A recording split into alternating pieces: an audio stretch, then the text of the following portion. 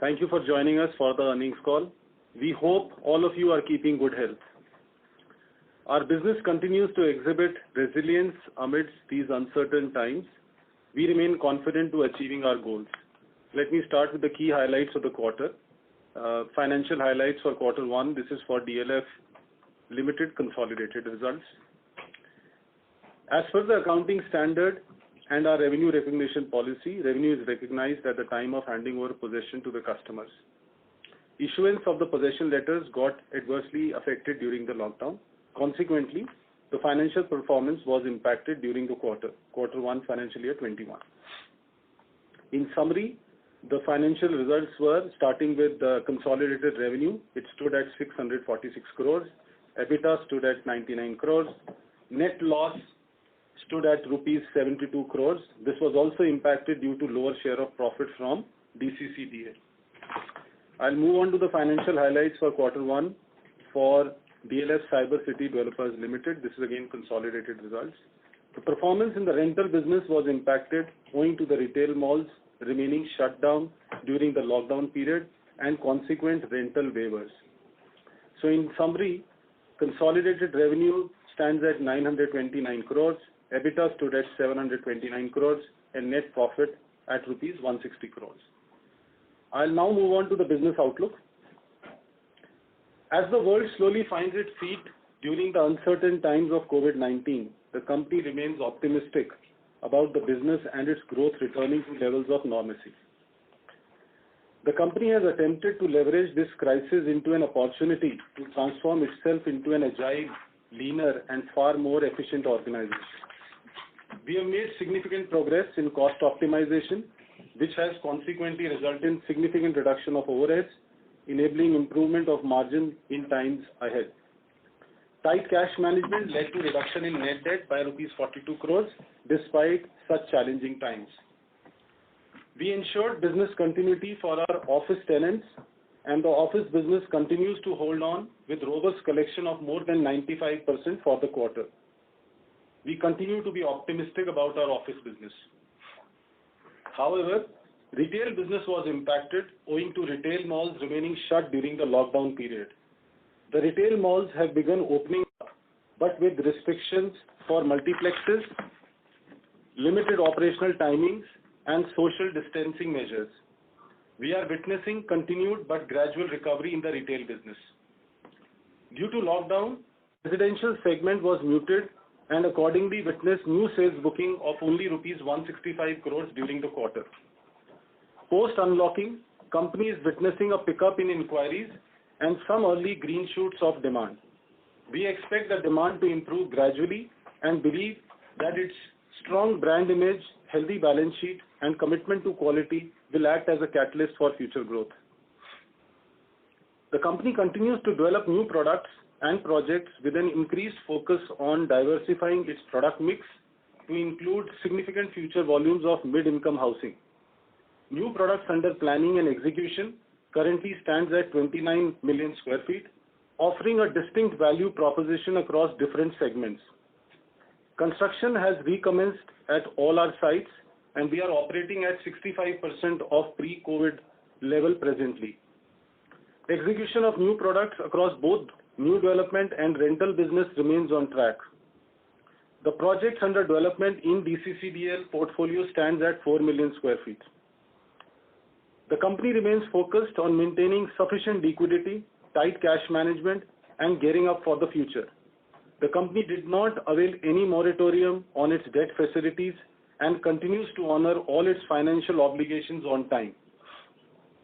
The company expects that as REITs grow in number and scale, the rental business will have higher access to liquidity and more transparent valuation benchmarks.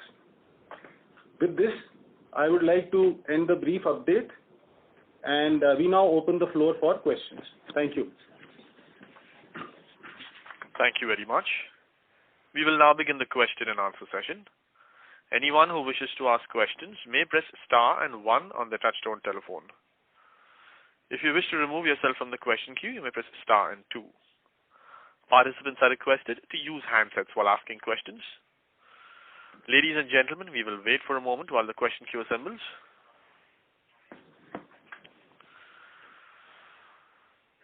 first question is from the line of Saurabh Kumar from JP Morgan. Please go ahead. Hi, sir.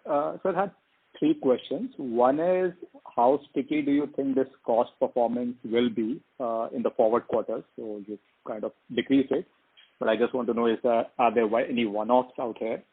The second is in DCCDL, I guess Cyberpark is not contributing.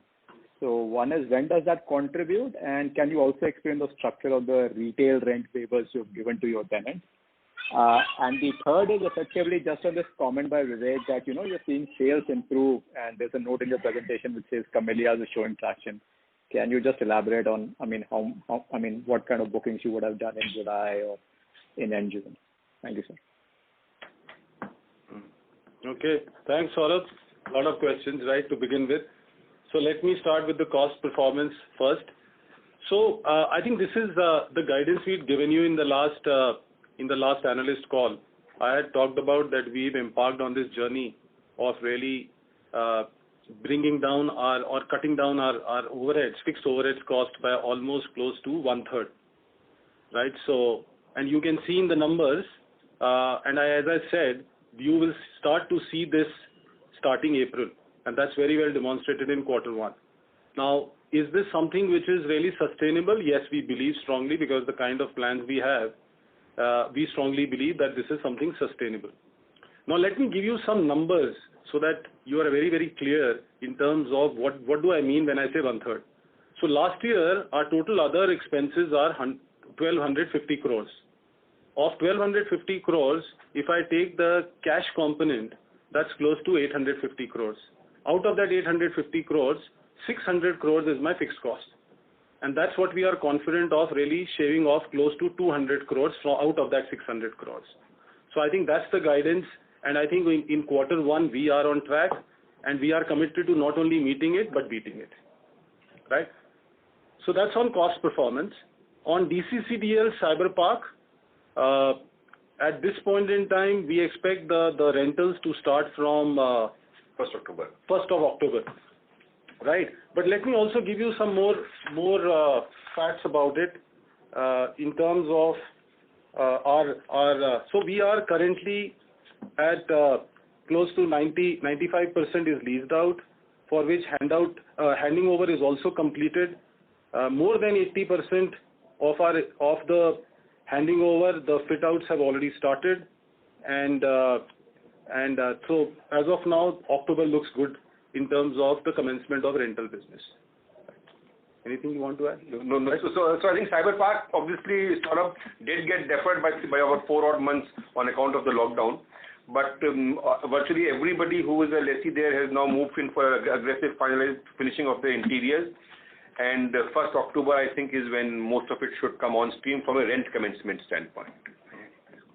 So moving on to Camellias, you asked about the traction of Camellias. So I think last quarter, while the most part of the quarter was under lockdown, we were able to sell a couple of units in Camellias. And thereafter, July onwards, we've seen the inquiries have significantly picked up, right? And I think at this point in time, I think if you last time you remember, we said that this segment we are seeing a slow pickup, but I think we expect that the sales are likely to pick up once the habitation actually improves, and that's likely to improve by end of this year once the club is fully operational.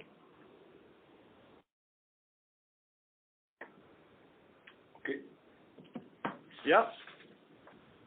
So the structure of the retail rent waivers, how does that work? That's the last one. Okay. Yeah, just a minute.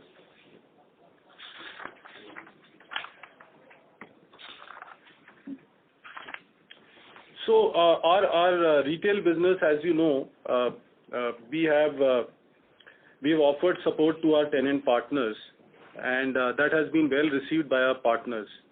So the Q1, almost 100% waivers have been given to all our tenants across all our retail partners, right? So and the idea is to really make sure that we help them bring them back to their business pre-COVID levels with speed. And this quarter, as we speak, we are committed to giving them almost 50% waivers, not 100%, unlike what we've done in the last quarter. And likewise, we've also announced waivers for quarter 3 and quarter 4. The idea is to help the retailer exactly know what is the kind of support which he can expect from us during the year, and that will help him plan his business better. Okay, sir. Maybe I'll take this offline, sir. Thank you. Okay. Thank you.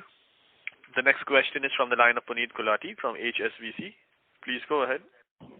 Yeah, good evening and thank you for this. Just continuing a bit on the rental side, how much was the rent from retail last year if you were to adjust for all the transactions, and what do you expect will it be for this year, considering all these waivers? So last year our rent was close to. Last year our rental revenues were in the range of 650 odd crores. Now if we were to factor in the COVID impact in this year, and so our expectation of the rental revenues from retail is in the range of 230 odd crores, 250 odd crores in this year. So we believe, Puneet, that subsequent to the lockdown and the rental waiver package that has been advanced to our retailers, ballpark about a 400 crores delta between the rentals that we had last year versus rentals that we have this year on account of retail.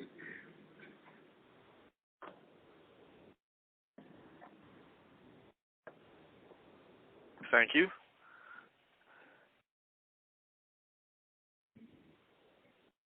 The next question is from the line of Abhinav Sinha from Jefferies. Please go ahead. Hi. On the development pipeline that you have now scaled up to around 29 million square feet, other than the first phase of Midtown, what can we expect to be launched in, say, the next 4 odd quarters? So that's the first question. And secondly, on the DCCDL portfolio, we have seen that the vacancy levels have sort of gone up by around 1 percentage point QOQ. So is this a trend that you're looking out for, and where this can settle? Thanks. So on the new launches, basically there have been 2 fundamental differences that you must have noticed from last quarter onwards in our philosophy of new sales. One is that we clearly have moved away from our ideology of only launching post completion, and given the circumstances of the markets, we are completely open now to the idea of launching at an early stage of the cycle. We still will launch after all approvals are in place and construction has commenced, but we obviously won't wait for any structural completion, etc. The second piece is that despite the fact that for a number of years we stayed away from the mid-income housing, we have sort of reassessed that market, especially in the light of some of the pretty progressive licensing policies that Haryana government has introduced, and we are more than willing to now move into mid-income housing as well. Now the launches in the next 3 to 4 quarters, I think while obviously it will be a function of the pace at which the market absorbs them, but clearly the first phase of the GIC joint venture will definitely come on stream. We should definitely have at least 1 commercial plotted colony and 1 residential plotted colony in Gurgaon to be launched, and at least 1 low to mid-rise mid-income housing project to be launched in Gurgaon. And most possibly in the 3 to 4 quarter period, we should also be launching 1 commercial low-rise commercial complex in DLF 5, as well as possibly some independent floors in the DLF City area. I mean, the exact quantification, etc., I think is still something that I say maybe by the same time next quarter we should be far more sort of detailed enough to be able to give it to you. The good news is that most of these projects do not have a long approval pipeline, so we do believe that in about the next 3 to 4 months we should be approval ready for the launch of many of these projects. Okay, thanks. Sir, on the vacancy rate front? So the vacancy rate moved up by only 1%, and that if you see, I think that there's a detailed sheet out there which So actually our vacancy has been a problem in only one of our projects, which is Silokra in Gurgaon, because of the Supreme Court litigation which sort of impedes the leasing out to a lot of MNCs who are very particular. Otherwise, our vacancy rates have been running at a 98% plus rate. You are right. It has gone up by about a couple of 100,000 square feet in this quarter. And that is predominantly because, a couple of clients on account of COVID have sort of, prematurely cancelled their stuff. We expect what the Cybercity team briefed us was that typically in any year we have about a 1.5 odd million square feet midterm cancellations which get leased out. Obviously, given the entire circumstances, we expect that 1.5 million square feet number to go up to maybe a 2 million plus number this year. And I think hopefully by Q3, Q4, the releasing of that should commence.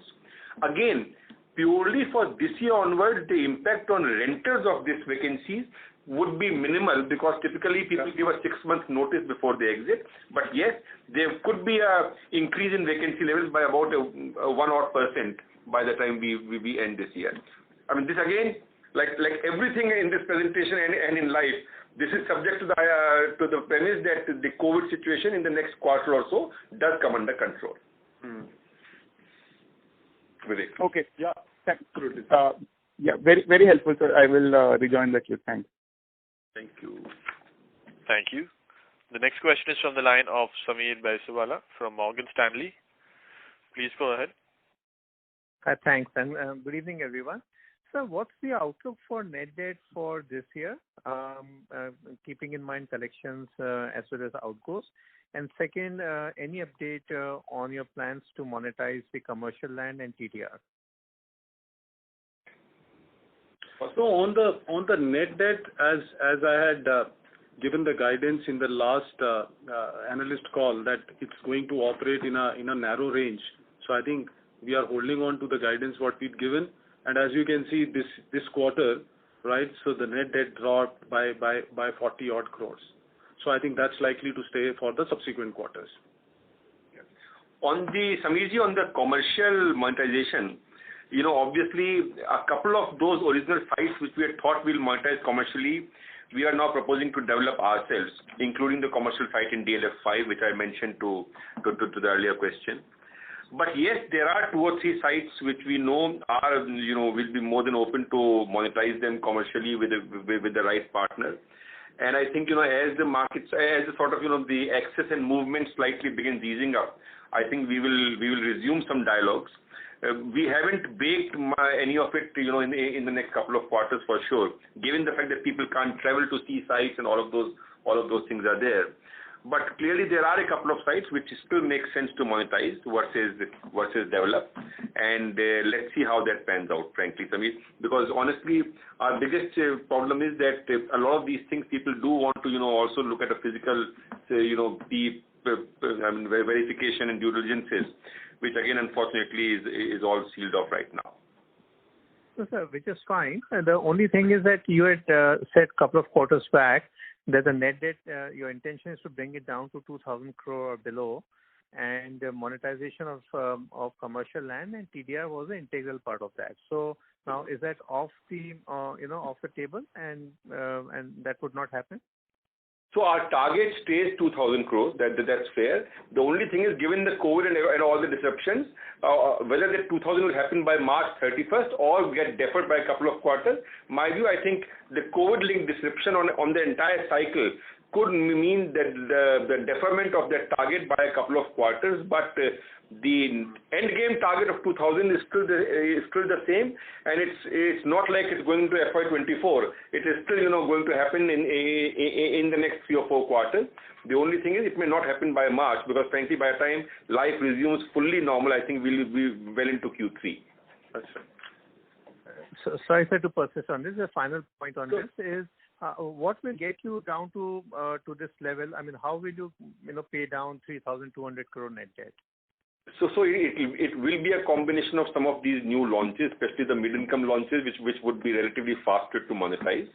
And we still haven't completely walked off the thought of trying to at least do one monetization transaction, in the next 6 to 9 months. So we still haven't walked away from that. It's just that right now it's in a suspension mode, given what's happening. Okay, great. I have a few more. I'll get back in the queue. Thanks. Sure, Chief.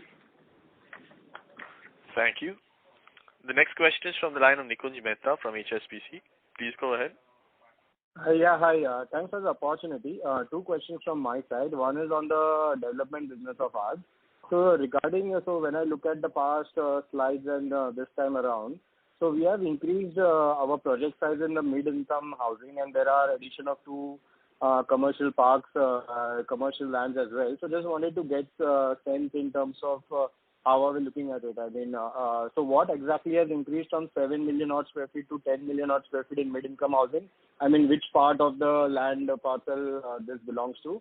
And the second one is this Noida IT park, which you have mentioned of 3.5 million odd square feet. Are you looking at a strata sale here? Because you have mentioned it around 0.3 million square feet of this is pre-leased. So is it a leasing one or it's going to be a strata sale basis? How are you looking at it? That's the first part of the question. Okay. So on the Noida piece, clearly the strategy right now is that to obviously begin the pre-leasing and and this is a data center transaction that we have right now, and then hopefully have a strata sale based on that. So not a blind strata sale, but strata sale of leased products. That is the philosophy that we want to sort of assume on Noida. On the first part, the 10 million mid-income housing is a combination of plotted colony, independent floors, and the mid-rise housing, low and mid-rise housing, all in the so-called New Gurgaon sectors, which is sector 70 plus of Gurgaon. Okay. And the difference being that in the last few months, there have been certain policy interventions by the Haryana government, which have made, some of the sort of, the monetization of these pieces slightly more friendly, and that's what we are trying to leverage. Obviously, a lot of these are still approvals as a WIP, which we hope to conclude in the next 3 or 4 months. And I mean, if you see, there are a number of such launches happening in that geography, obviously by other developers. And we believe we have the right land bank to be able to launch these projects. I mean, as you can see from that sheet, from an overall revenue standpoint, this is not a humongous component, but we do believe that this is a market where the demand exists, and we have the wherewithal to be able to do it. So I think we want to be now beginning to commence this in the next few months. I mean, definitely, as we said before the end of this fiscal, we do want to get at least one plotted and one sort of low-rise, low to mid-rise development into the market. Okay. So just a follow-up on that. So when you say Haryana government has kind of given some friendly measures, so if you could just briefly talk about that, is it in the form of tax benefits or? No. So the local governments cannot give tax benefits, frankly. Mm-hmm. So these are, in terms of licensing policies, a new NIL policy a few quarters back was announced. There's a DDJY policy that's been announced. There are policy frameworks for selling smaller, shop-cum office plots. So it's a series of those measures across the last few quarters. It's just that now when you look at all of them combined, you feel that actually that's a market which which so far we have not been actively engaged with. And now we believe that I think we can. We also, since then, as you may or may not know, we have revamped our entire construction engine, because in most of these low-price products, it's very important to be able to construct and develop in an extremely cost-opportune way. And hence, we believe that now we have the confidence to be able to construct these things fast, quick, and cheap, and bring them to the market, without obviously compromising any quality anywhere. Okay, that's helpful. My second question is on DCCDL. So you mentioned that we would have around 1.5 to 2 million odd square feet of releasing, which would come up for us this year. So just wanted to get your sense between our achievement of current rental versus in-place rental versus market rental. Do you see a risk to the market rentals being lower because of the current situation? And so how are you looking at it? I mean, will you be able to, how are the negotiations going on? Because I'm pretty much assuming that this would be on with our new tenant. So how is that shaping up versus market rentals? So on the market rentals, so the rental rates, so we'll be holding on to our rental rates, and our current negotiations with our prospective tenants is also progressing on that basis, and it's going good. Every year we used to escalate our rental rates by say 5-7% on a year-on-year basis, which probably may not happen for this year. So we'll still hold on to our rental rates for the previous year, and we'll start picking up on the increases from going forward. Again, in some of the cases. In some of the cases. So if at all, the average escalation of 4.5% a year of rental rates may be slightly moderated for this year. But otherwise, we aren't looking, I mean, so far we haven't even received any request of a fundamental renegotiation of rates. Obviously there will be a couple of people who find the new rates quote unquote unaffordable given their revised business cycle, and they obviously are amicably moving away.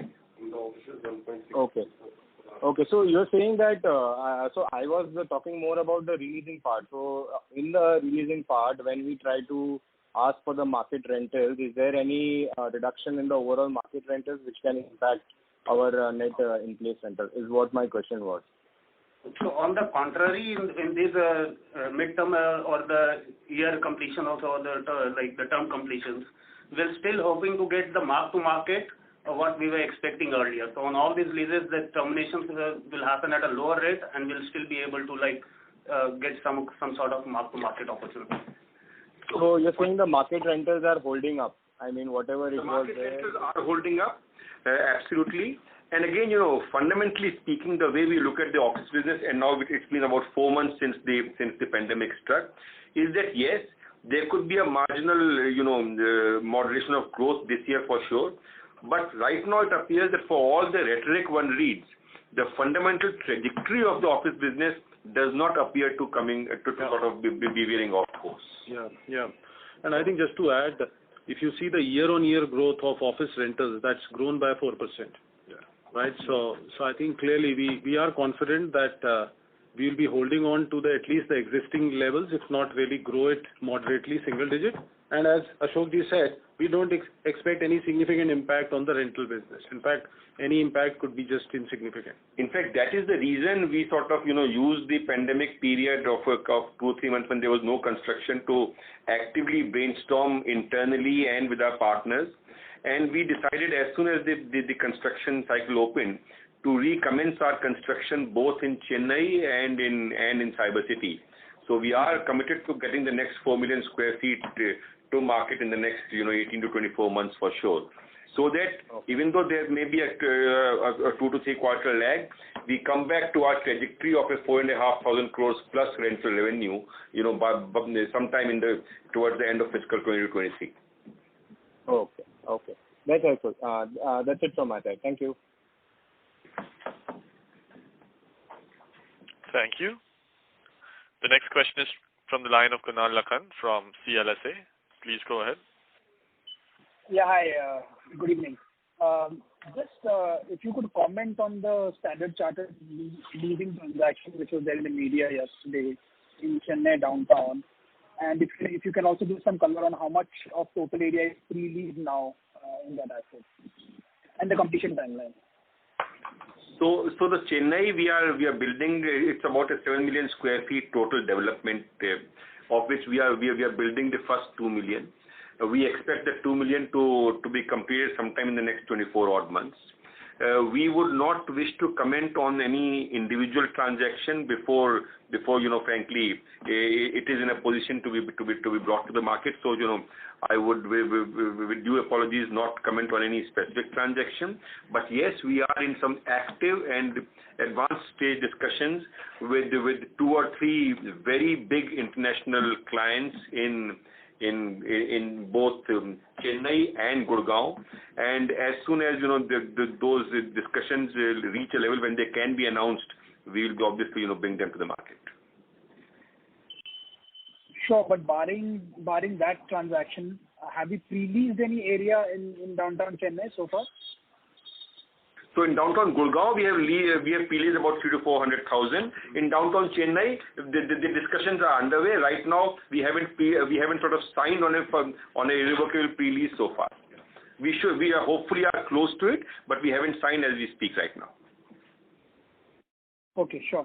My second question is on when can we see a ramp up in dividends from DCCDL to DLF, considering it generates considerable free cash flows, and as I can understand, the future capex will most likely be funded by debt. So when can we see a ramp up? Okay, so two things. If you recall last year, leave alone the special dividend apart, but our normal dividend, including dividend tax from Cyber City, was about 900 crores. I mean, frankly, this year, in the light of the COVID piece, the retail waivers and everything, both GIC and us took a conscious call to reduce the dividend outflow from Cyber City to only 300 crores, which is the dividend that we have declared, last week. Obviously, our strategy, once things come back to normal, remains what we had articulated earlier, that we would want to ideally split the free cash flow of Cyber City half and half of it going to the dividend to the shareholders and half of it going for capex build out, which in a normal year should be about 1,000 crores of capex build up and about 800-900 crores of dividend. Obviously, these numbers will keep on tweaking. Please appreciate Cyber City, unlike some of the other commercial players in the market, has a huge development pipeline. We have a development pipeline of about 18 million square feet just between the two downtowns, Gurgaon and Chennai.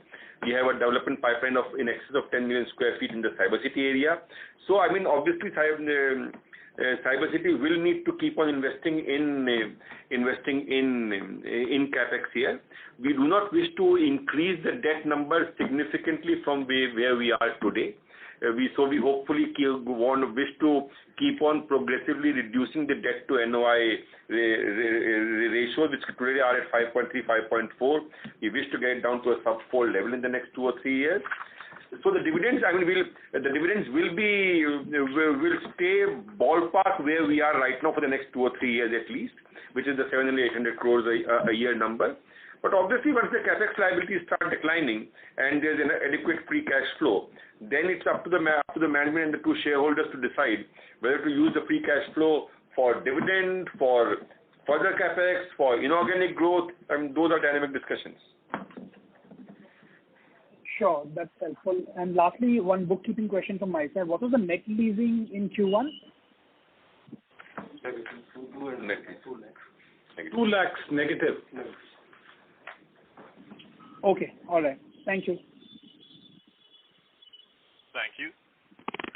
The next question is from the line of Parvez Akhtar from Edelweiss. Please go ahead. Hi, sir. Good evening. So just one question from my side. So one of the reasons why we were able to achieve a positive cash flow in DLF despite such a challenging environment was the significant reduction in capex this quarter. So just wanted to get your views on what could be the capex trajectory in this year. So it's around, for DLF, it will be a total of close to 400 crores for the full fiscal. We would therefore see a significant pickup, I think, in the next couple of quarters. Because if you see, last quarter got impacted because of the lockdown. So, of course, the construction work got significantly impacted for a large part of the quarter. That impacted our construction outflow and therefore the capex. I think now the construction activity has started to pick up, so you will see the outflow starting this quarter. And sir, the second question is that what are we witnessing now in terms of our collection efficiency? Obviously, Q1 would have seen a significant amount of disruption, but how are things now shaping up on that front? So, I think one, very clearly we are seeing upside. We started to see upside on our collections, and I think last quarter we've also deferred some of our demands. We deferred some of the demands because of the lockdown. So therefore, we are hopeful that the collection should pick up starting this quarter. Sure, sir. Thanks. All the best.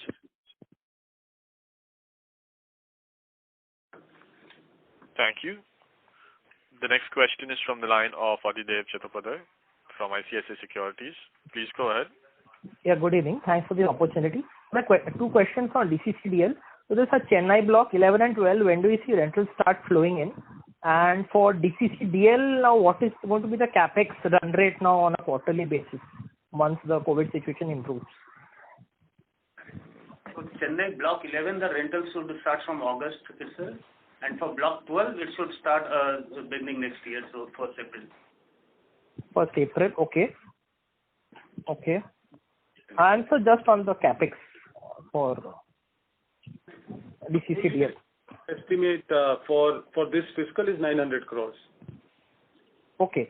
So this 900 crores means, is it a longer term, should it range in a similar level for next 2-3 years on an annual basis, or this year number is on the lower side?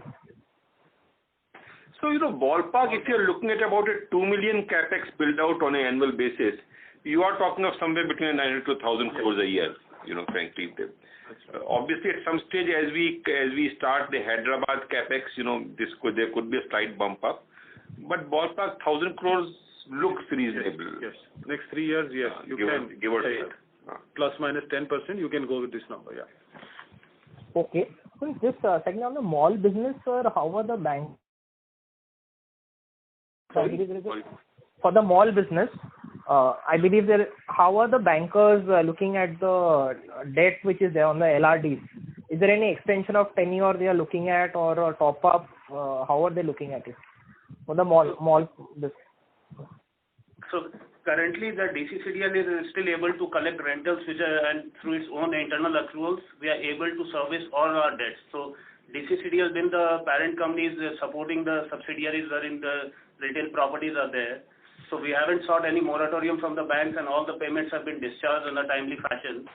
And we aren't going ahead and seeking any sort of relief from the banks. So the banks have also, since their obligations have been serviced, they haven't approached DCCDL for any sort of doubts from their side of it. So despite the relief and the waivers we have given to our tenants, we have sought no waivers or no relief from the bank. And we believe that we should be able to stay in that zone, especially now because the retail rentals, if any, will only now begin to improve. If not from this quarter, definitely from the next quarter onwards. Yeah. Okay. And just to add, yeah. No, I was just saying that also just to add, if you look at the DCCDL operating cash flow, that's almost 200 crores for this quarter. So that's also very, very important that we have enough cash flow to service all our obligations. Sure, sir. That was very helpful. All the best. Thank you. Thank you. Thank you. The next question is from the line of Sameer Baisiwala from Morgan Stanley. Please go ahead. Thanks. Thanks for follow-up, sir. A quick question. How do you see the longer-term India outsourcing story, and therefore the leasing demand, what India typically has done, 35 million square feet for last 10 years? Do you think that is this getting punctured, or this would be intact beyond COVID? I think before I ask Ashokji to answer this, let me just give my bit on this, right? So I certainly want to really draw your attention to the Mindspace REIT, right? While we can all speculate what's going to happen, but this is something which is very real, right? So as you know, the IPO for 4,500 crores just last week, the issue got subscribed 13 times during these uncertain times, right? So this clearly demonstrates investors' confidence in the inherent growth prospects of the office business. So I think demand, in my view, very clearly it's here to stay. Yes, COVID will have some impact in the interim, but I think the long-term prospects, I think we still believe in that. And I'll just ask Ashok to really build on your specific question. Right. So, the upfront disclosure, we are all commenting on a 5-7 year horizon with all of 3 months behind us, or 4 months behind us. Fundamentally, India's value proposition, I think stays, if not only stays, I think it strengthens with all that's happening in the West, Yes, there will be certain short-term disruptions. There could be some impact on work from home, some positive impact of de-densification and those things. But we do believe that India's office story fundamentally is a sound and a solid story. And if at all, as the domestic economy and the domestic industry begins ramping up and growing, hopefully that should just provide an additional support to this. Retail would have a more severe short-term disruption, as I think everybody knows, because of the need for social distancing and all of those things. But again, I think the fact is that everybody eventually does want more organized retail in India. Yes, it will have some competition from online. So I think there would be a short-term blip for a couple of quarters on the office and maybe a slightly longer one on the retail. But I think fundamentally the two stories should stay same. Yes, what could happen is that the pace of growth will definitely, could moderate over the medium-term period. But I at least am not one of those people who believe that it will lead to a active and a sustained degrowth either of vacancies or of the rentals, at least right now. One doesn't know if there's a big second coming of the virus, things go completely out of hand. Honestly, those issues we don't know. Second piece, look at all the countries in the early stage of the virus, be it China itself or be it some of the Western economies. And in most of those, both the office, the lease portfolios and the residential portfolios, they've almost had like a V-shaped recovery. I'm not saying India will necessarily go that way, but clearly whatever trends one sees, in times of uncertainty, I think people should not be, because the fact is people do want to work. And in India, you also know that irrespective of what the bigger, companies are saying, for most of the entry-level IT people, the sort of accommodations, unfortunately, that many of them live, a sustained work from home is not really sustainable. So at some stage, companies will have to get people back into offices, at least to a significant degree. I appreciate not the complete degree. So we continue to be optimistic. Yeah, obviously, one needs to be more calibrated about the growth expectations. But fundamentally, we do believe that this does not warrant a fundamental downward re-rating of India as a destination. Yeah, thanks for this. And how should we think about 5% or so overdue rentals, which you have not collected in Q1? And second, any REIT plans for DCCDL in the foreseeable future? So, on the 5% piece, frankly, in the healthier days, we never used to measure them with as much micro. I'm sure 2-3% overdue rentals, tab bhi chalte honge, frankly. Am I right, Naveen? Yeah. So maybe they have slightly extended it to a couple of percent, and we are seeing it. So, like, if you were to look at April rentals in May, the number was 87%. By June, it came to 93%. Now it's 96%. And so I think fundamentally, we don't see more than 1 or 2% shift here and there of the rental collection piece. On the REIT piece, obviously, we are very enthused by the way Embassy REIT has performed and the way Mindspace REIT has been sort of lapped up by the market. It clearly is an extremely exciting opportunity. What we clearly want to do is that irrespective of when a decision of going to a REIT is taken, because that will be a decision taken by the two shareholders, us and GIC at some stage in the future, we clearly do want to actively look at our structure and everything to see if there are any structuring, etc., that needs to be done to at least make the overall entity, quote unquote, REIT ready, if you will. That, as you know, is itself a process which takes certain time. So I think we will at least initiate that exercise. But eventual REIT kab hoga, frankly, is still, I think, slightly speculative, and it will depend on the two shareholders. Yeah. Okay, great. Thank you so much. Thank you. The next question is from Saurabh Kumar from JP Morgan. Please go ahead. Sir, on this DCCDL, basis the Cyber Park development and whatever your expectation on retail, is it fair to assume that you should still come to 3,600 crores by Q4? The exit run rate for Q4 should definitely be 3,600 for sure. Yeah, okay. So 3,600. Okay, sir. And second is, sir, on this mid-income development, the NTH, whatever you have planned, this 10 million square feet. So this sounds very much like, 2009-10 doing bottom cycle mid-income development where, we never made any money. So why do you want to go down that route again?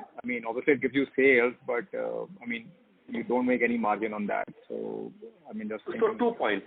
So I think, Saurabh, I mean, that's the reason it's taken us almost a year to be able to, if I may say so, join this bandwagon. We believe that we can comfortably construct this, frankly, at an economical price point now. You see, the difference between NTHs and this is that we are no longer proposing to construct 30-story apartments. Most of these will be a variation of between plotted ground plus 4 to max ground plus 8. So in that sense, these are obviously far more controlled environments and far more easier, constructs to construct, and you also far shorter to bring to the market. That's one piece. B, clearly we propose to launch only once, we have everything in place, including, the construction contracts have been awarded, obviously all approvals are there, early construction has commenced, so we are not losing a year and a half after launch to be able to begin construction, which also at times was a problem in that generation of products. C, clearly the pricing points today look such that even on these products, I think we can definitely make hopefully between 100 to 125, between 1 to 1.25 multiple of the construction cost, frankly, as the contribution over construction cost, clearly. And so you're right. These will not make humongous money, but I think clearly it's an unserved market, and as long as we can make reasonable money and bring these products quickly to the market and establish that train, I think we should do. So yes, it's taken us a long time after the bad experiences of the 2009-10 and the range, but now I think we do want to, and we believe that now we have learned enough to not commit the same mistakes again. No, sir, just saying it's like you're doing it at bottom cycle again, and the volume of customers is very high out here, but it's fine. We can discuss that later. Sir, lastly is on DCCDL dividend, which you said, 300 crores. Does that get paid out to shareholders, or would you use that to, No, it gets paid out to shareholders. If you recall, in the 4th June board meeting, we announced that DLF will pay 80 paisa dividend to the shareholder. We had paid 1 rupee 20 paisa in March, and so we are paying the residual 80 paisa now. And so the 80 paisa dividend is 200 crores, which is actually our share of the 300 crore dividend. Okay. Okay. And sir, one last data keeping question. How many units are left in Camellias now? Absolute units. 180. 184. 184 out of 420. 425. Yes. 429. Okay. वो आपको याद होगा Saurabh that in Q4 there was about a net cancellation of about 20 plus units also between Q3 and Q4. Correct. Fine, sir. Thank you. Thank you. The next question is from the line of Puneet Gulati from HSBC. Please go ahead. Yeah, thank you so much. Sorry, I got dropped out last time. On the retail rentals, have you guys received the negotiated amount for the month of July? Collection of July. Yes, collection. It's a bit early right now. The billings would start in the current month. Yeah. Okay. So would it be fair to assume that you have collected nothing for the year so far? First 3 months was 100%, and then the Q2 was 50%, and you have not received anything? Yes, that's right. That's the right assumption. Retail we haven't collected. Yeah. Okay. And on the office space, you said you've reached back to almost 95% collection levels. Yeah. And I think for the balance also, it's more of a timing thing. So hopefully that should also get collected. Okay. On the residential, what has been the collection run rate for you? Have you seen any additional deferments from your clients? No. So last quarter we collected close to 300 plus crores. And if I really look at the run rate of last quarter versus what we've done in July, we've slightly improved. right? So as I said earlier, we expect the run rate to improve this quarter versus last quarter, and hopefully that trend should continue. So if you can give some number of, what kind of billings have you already given to your customers, and what percentage have you received out of that?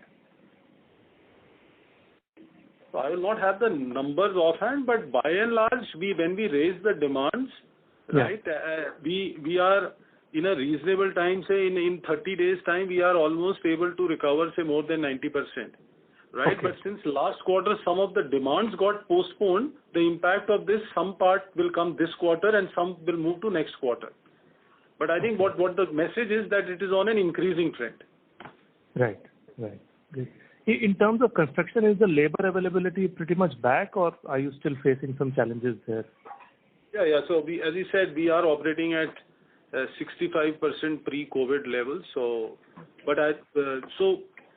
There are challenges, but we are seeing that the improvement of labor week on week, right? So currently we are at 65% levels.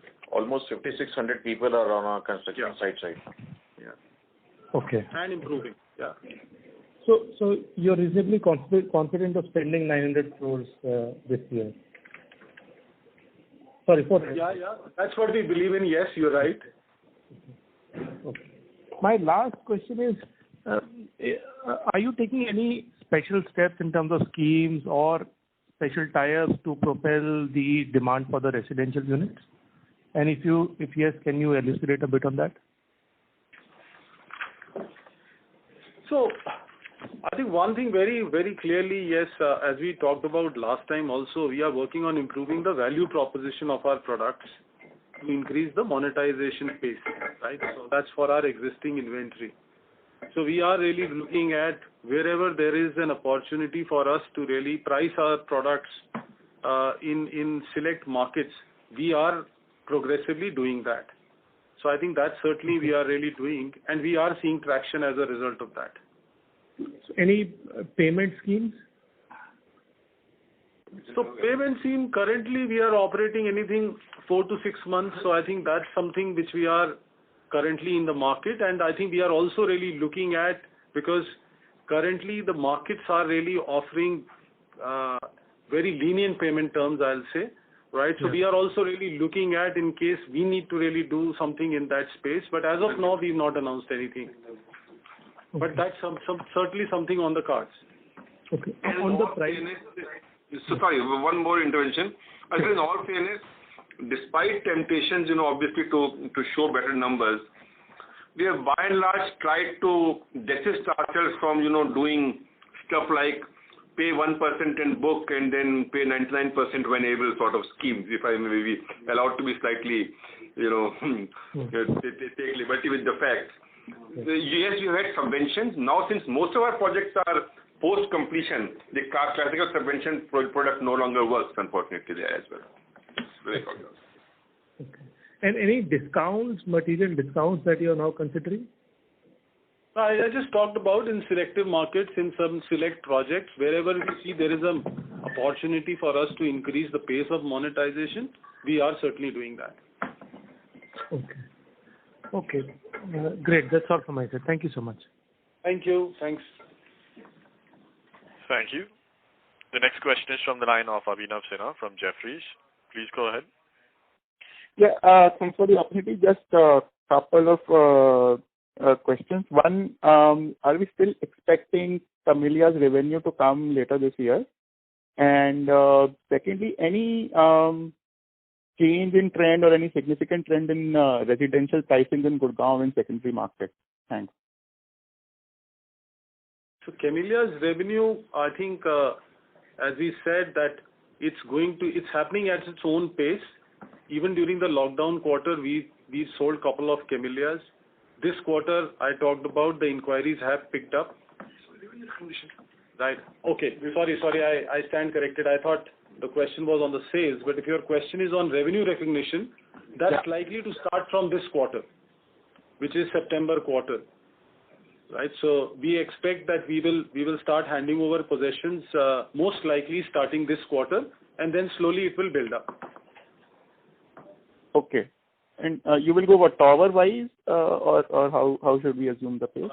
It's not tower-wise. It depends on one, of course, Project progress. right? So in terms of the customer paying us the full dues, that's the first thing. And secondly, there are certain project conditions which the customer has to meet in terms of, because when we have given the possession, we had given them bare shell. They are supposed to complete a certain stage before which we can actually hand over the possession. So that's what is expected to start from this quarter. Okay. And the second question on the pricing in Gurgaon residential secondary market. There hasn't been much change on this right now, and during the COVID times, it was a complete lockdown and not much transactions were taking place. Now we shall see in the secondary market. Yeah. Okay. Thanks and all the best. Thank you. We'll be able to take one last question. We take the last question from the line of Mr. VP Rajesh from Banyan Capital. Please go ahead. Yeah, hi. Thanks for the opportunity. You mentioned about selling a plotted colony and starting another project in Gurgaon. So if you can just elaborate what are the price points and what gives you the confidence that there will be demand for these type of residential colonies. So these will be in the what is classically known as the mid-income housing. This will not be luxury or PM housing. We obviously, we are testing out a few price points internally. Right now, I don't think I think it will be inappropriate to sort of disclose them on a public forum. Hopefully, closer to our launch, I mean, by the time we are at the same time next quarter, we should be able to give you more specifics on some of these, Chief. Okay. And then in Camellias, you said there's about 184 apartments remaining. So what is the price point there? And have you seen the price point increasing or decreasing over the last, let's say, 2 years? 30,000 net of all discounts, 30,000 per square feet. So our current selling price is 30,000 rupees a square feet net of all discounts, right? So. Okay. And has that moved up or down over the last 2 years? It's almost at the same level. I see. It's not changed much. Yeah. Okay. Great. Thank you. That's all I had. Thank you very much. We'll take that as the last question. I would now like to hand the conference back to Mr. Tyagi for closing comments. Okay. So thank you once again.